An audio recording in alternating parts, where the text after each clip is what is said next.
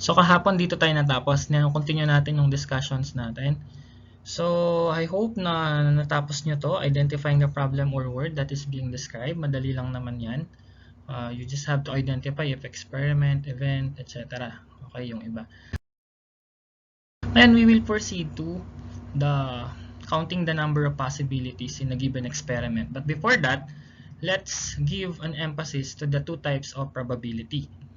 Okay? So last time, na-discuss natin yung mga questions na related sa probability. So yun nga yung what is the probability of getting head when a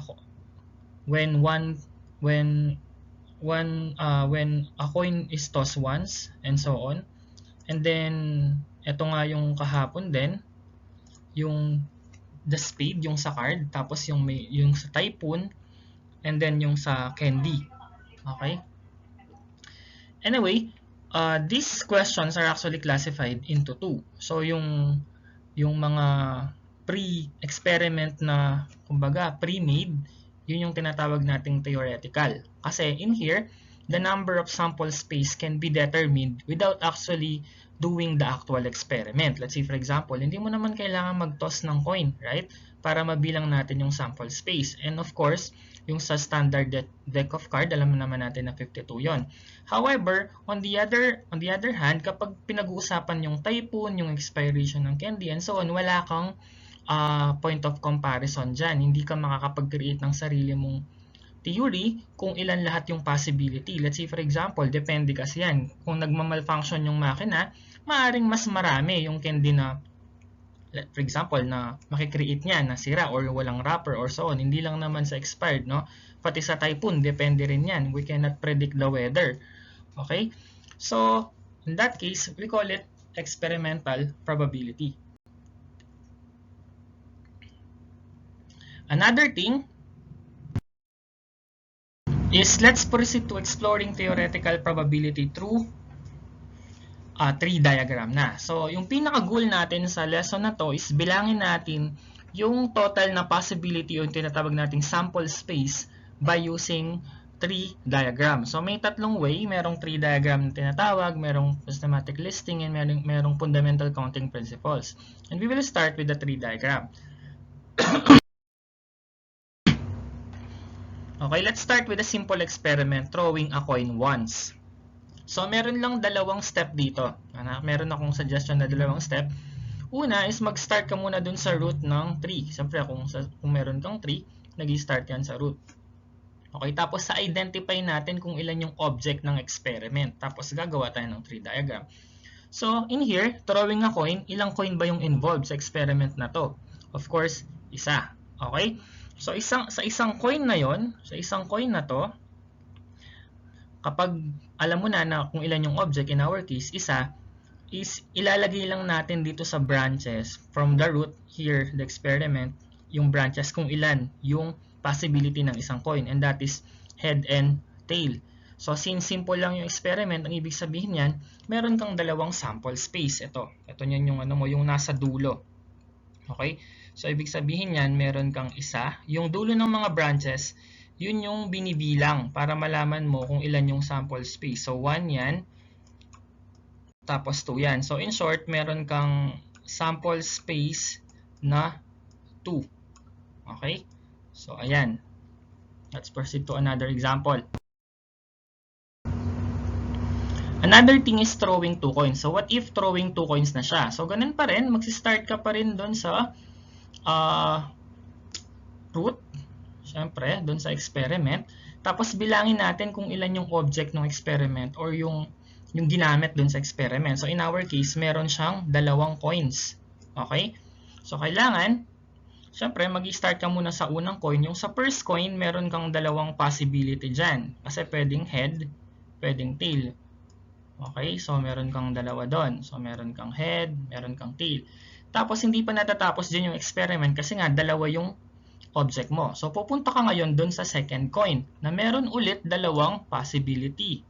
Okay? So, sa bawat branches nun, yung dulo, ito yung dulo ng branch mo niyan, dyan ka natapos, dun sa first object, kung saan ka natapos, dun ka ulit magsisimula. Tapos since may dalawa naman, so ibig sabihin yan, sa bawat dulo nung unang object mo, yung first coin, is magsasama ulit siya ng dalawa pa. Kasi nga doon sa second coin, may dalawa ka ulit. Okay? So, ganun siya. And same is true. Yan, head, tail. May head, tail ka ulit. Same is true here. May head, tail ka ulit. Okay? So, ibig sabihin, recap natin. Sa first object, meron kang first coin na may dalawang branches kasi nga merong head and tail. So, meron kang head, meron kang tail. Then, dun sa dulo, is i-continue mo yung pagsanga niya gamit yung pangalawang object. Dito kasi nagkataon na parehong coin eh. So, pero may possibility na iba yung second object or yung first object. Okay? Coin ulit. So, dalawa ulit. So, head and tail ulit. And then head and tail ulit. So, in short, meron kang 1, 2, 3, 4. 4 na sample space. Okay? So, there are 4 sample space in the given experiment wherein you're throwing 2 coins. So ano yung mga sample space na yun? Kung gusto mong maging specific, pwede mo namang pangalanan sila. For example, magi-start ka dito, wait lang, erase ko lang to.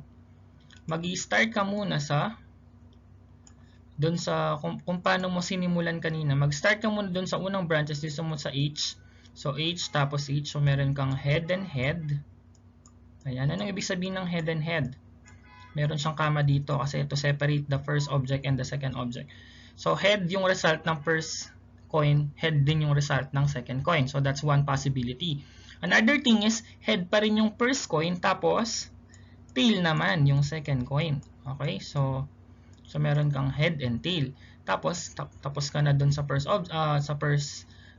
element ng first object. So, dito na tayo sa second, tail. Pwede rin namang tail and tail. Ayan. So, pwede mo silang specified, no? Tapos, pairing, tail and head pala yun, sorry. Tapos, lastly, you have tail and tail. So, all in all, you have 4 elements in the sample space, namely, specifically, head and head. Head yung first coin, head din yung second coin, head and tail and head, and tail, which is parehong tail yung dalawang coins. Okay? So, that's how we count the number of sample space throwing 2 coins.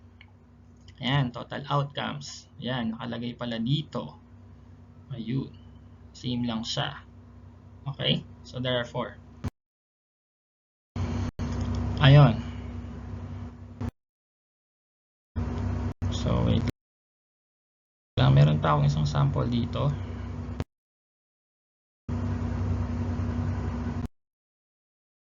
Ayan, meron pa akong isang sample dito. What if... So, ito na yung gagawin nyo mamaya. Represent the following experiment using 3 diagram and count the elements in the sample space. So, ito yung sample ko.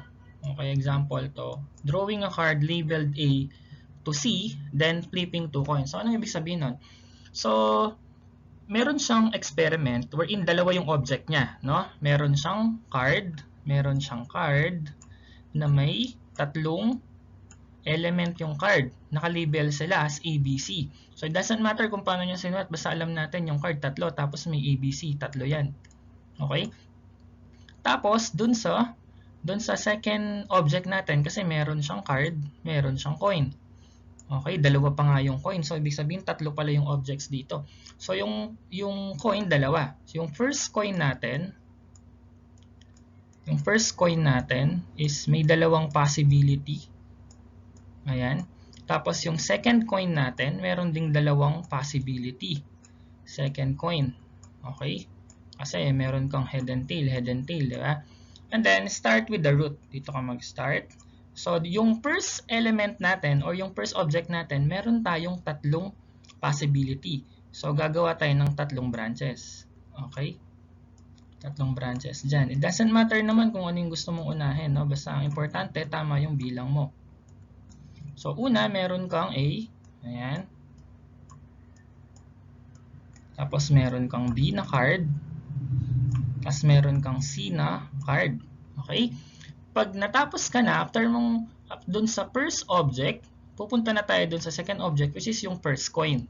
Remember, dalawa yung coins dyan, no? So, dun sa coin, syempre, dalawa lang naman yung possibility dyan, head or tail. Tapos, magsisimula tayo dun sa bawat dulo ng branch.